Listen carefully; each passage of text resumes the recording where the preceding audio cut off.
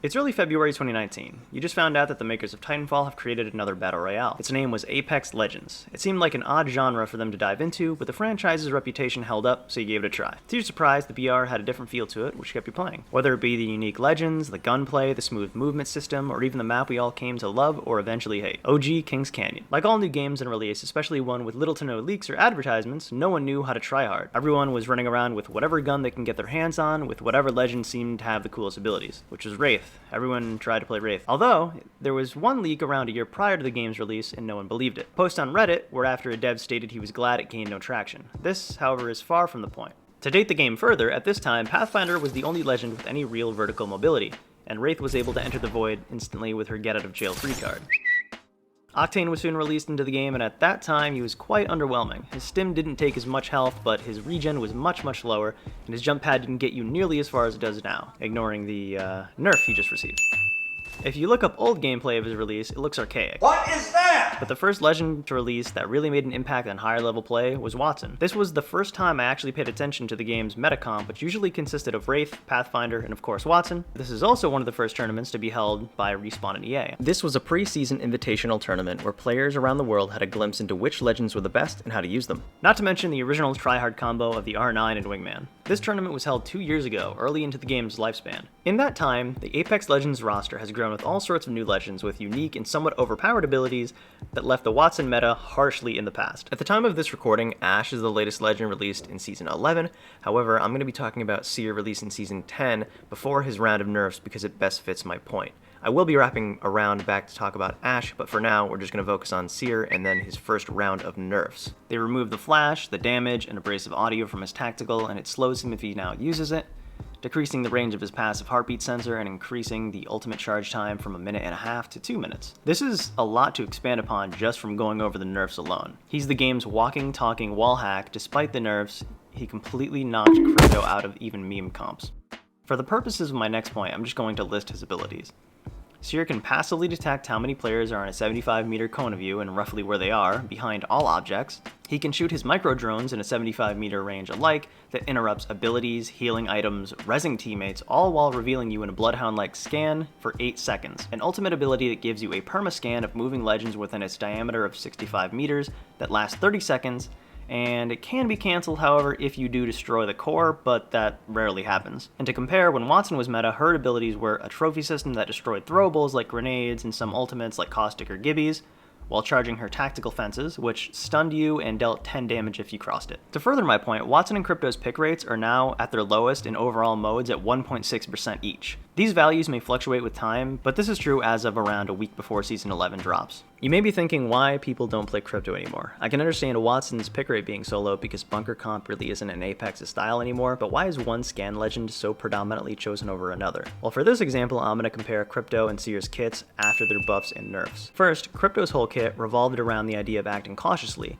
letting you know how many squads are in a 200-meter radius of his drone. Notably, he could also loot banners off of teammates' death boxes and can instantly use respawn beacons without a timer. He also has an EMP as his ultimate that stuns and deals 50 damage but to shields only, and can also destroy deployables like Wattson fences, caustic traps, and rampart barricades. To compare, Seer can tell you just by aiming in if there's a squad nearby, that they're more of a threat as they're closer, and roughly where they are. Crypto has to use his drone, taking him out of the fight, and additionally, he has to scan a banner if there's any nearby just to tell you that there's X number of squads within 200 meters of you. There is so much advantage Seer has over Crypto, it's a no-brainer to pick him at this point. Not to mention, this is after Seer's nerfs, and Crypto's been out long enough to experience busts of his own. It was in Season 6 that they added Crypto's passive to allow him to scan respawn and survey beacons. His old ult didn't stun you if you didn't have a shield on, nor did it deplete 50 shield damage if you took it off quick enough during the EMP blast. His drone was also given more HP, but it was given a bigger hitbox. But his drone is still the center of his kit and can be destroyed easily, and again, it removes him from fights and makes him immobile.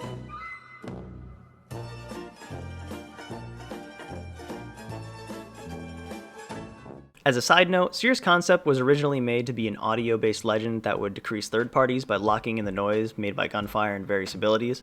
However, anyone who plays this game regularly knows that audio in Apex Legends leaves much to be desired. But back to the main point, this leaves players begging the question, Crypto buff when? Well, John Larson, an associate of Respawn and a live balance designer, stated that his team is actively working on a crypto buff to streamline the transition between him and his drone. He even joked by saying that his playstyle is too cerebral for the predominant fast-paced playstyle Apex has grown to be known for, and that a lot of us are just dumb lizard brain people that just like shooting bad guys. Not to insult the dev here, as I know balancing a AAA game is akin to trying to please everybody, but there is a clear disconnect. It's shown in the meta that eventually settles after a new legend is released.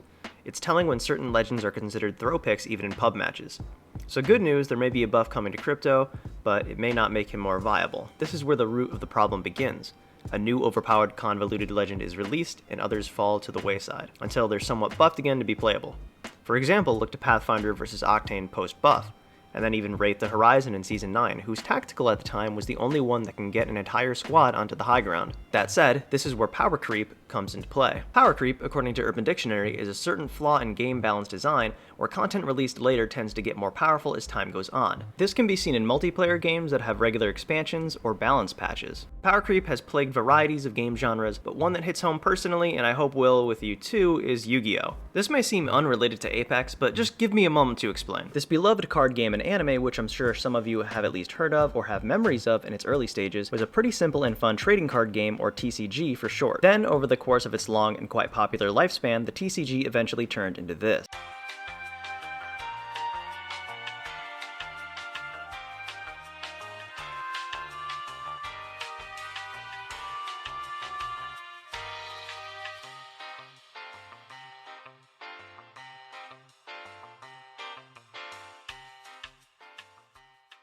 So what happened?